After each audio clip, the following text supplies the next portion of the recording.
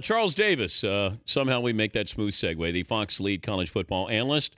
He'll be working with Gus Johnson Saturday. Ohio State, Michigan State, Big Ten title game. Fox at 7:30 Eastern. Charles joins us now. Hi, Charles. Hey, Dan. Since you're making that smooth transition and vibing Tyra Banks, somewhere Little Penny saying, "Hold up a second."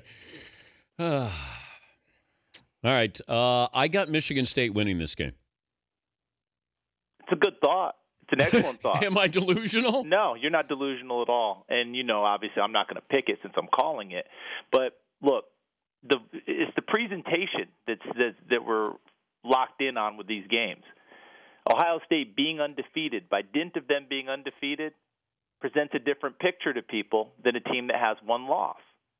And Michigan State's loss at Notre Dame, I mean, if you want to really get a good reaction off the record, go to East Lansing and ask them about the Notre Dame game and the calls that were made. The officiating, yeah, you'll get a really nice reaction. But just because of that one loss, everyone looks at Ohio State like a decided favorite in this game. If you look at their Big Ten run, the two of them, there's one team that won every game in the Big Ten by double digits, and that was Michigan State, not Ohio State. So you're not delusional at all. This is a heck of a game, and it's not just as simple as Ohio State's offense and Michigan State's defense. We know that's the principal part of it, and that's the first view. But there's going to be that game within the game, Dan, that's going to take place, and especially with Mark D'Antonio.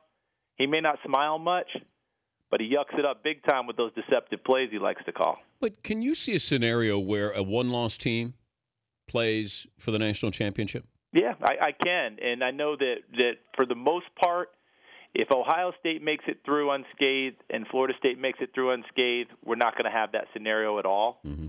But if Ohio State beats Michigan State in a game that's very tight, but a game that resembles – you remember that Alabama-LSU national title game that we all went to sleep on? Yeah. If that game resembles that and either Auburn or Missouri lays it down on the other one, votes might swing. That's the scenario I would have for a one-loss team. Outside of the fact that you have two teams that lose at the top, then you got to pick amongst the one-loss teams to elevate them up to that spot. Talking about voting here with Jameis Winston. Yeah. And now that he's not going to be charged, mm-hmm. I felt that you're either voting for him or not at all. I don't know if there's going to be people going halfway on this. I think you have an opinion on him. If you just say, look, this is a football award. He did it on the field. Off the field, he's not going to be charged. I'm voting for him. Or you're going to have people saying, I'm going to factor in integrity here like I'm supposed to. Where do you stand on Jameis Winston for the Heisman? I've always been the innocent till proven guilty, let it run its course.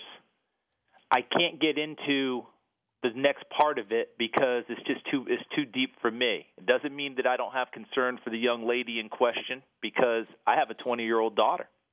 And so I'm wanting her to make good choices when she's out and not get in positions where things could go wrong. And hopefully nothing like this would ever happen to her amongst others. But at the same time, for Jameis Winston, he's claiming he's innocent. They've ruled that they're not going to pursue this case. They don't have the evidence for it, what have you. I'm with your first thought there, Dan. In talking with my Heisman Trophy voting brethren, the ones I've talked to have been exactly what you've described. They're either in on Jameis Winston, and most of it has bbeen, if there are no charges filed, I'm for him. But I have a few who are totally out no matter what. He's not getting their vote. So that's what Jameis Winston's up against.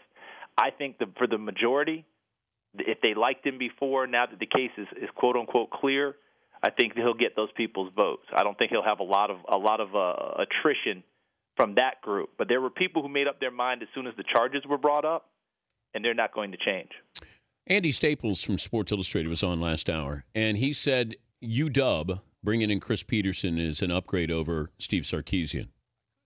By record, yes. I would have loved to have seen Sark have a longer run at UW to see if he could break through the logjam. You wonder if he thought beating his head against Stanford and Oregon was getting to be too much, or but it was a simple move to go back home. But Chris Peterson, I also thought that this was the time for him to go, or he might be at Boise for life, and that's not a bad thing. But this was a great job. The facilities have been upgraded. You're in the Pac-12. This is the lifestyle that he's used to, the Pacific Northwest. And guess what? Boise State's not a layup year in and year out anymore, is it? Yeah. So whoever the next coach is at Boise State, he doesn't step into a ready-made situation as the ones before him did. If you think about it, I think Dirk Cutter may have stepped into the toughest one because I think he followed Houston Nutt, who went, 3-8 his year, and Cutter helped build it up. And then Hawkins took over, kept it humming. Peterson, of course, kept it humming and took it to a higher level. But this year showed that, there can be cracks in the armor, and you just wonder, can Boise State get back to that level again and hum like they used to? And maybe it was time for him to go. So UW upgraded? I think so. I think so in a lot of ways, just by the nature of what Chris Peterson has done over time. Interesting that he doesn't get the USC job. Sarkisian does. Well, I don't know if Peterson pursued that one. See, to me, that was a lifestyle. Well, he took his name out of the running, but he's from He's from Southern California. Yeah, but he hasn't lived there since when?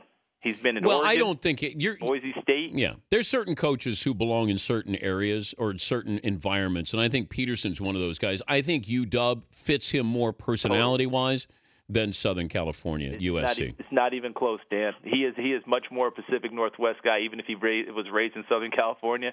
That fits him way better. I agree with that. All right, you do cover the NFL as well, and I want to ask you about this with our final thought here. The college quarterbacks on the next level, just assessing them now, if you looked at Bridgewater, Manziel, McCarron, anybody else in the mix there, Aaron Murray, whoever else you want to throw in there. Okay, I'll go quick hitters. Bridgewater, I think, is a natural.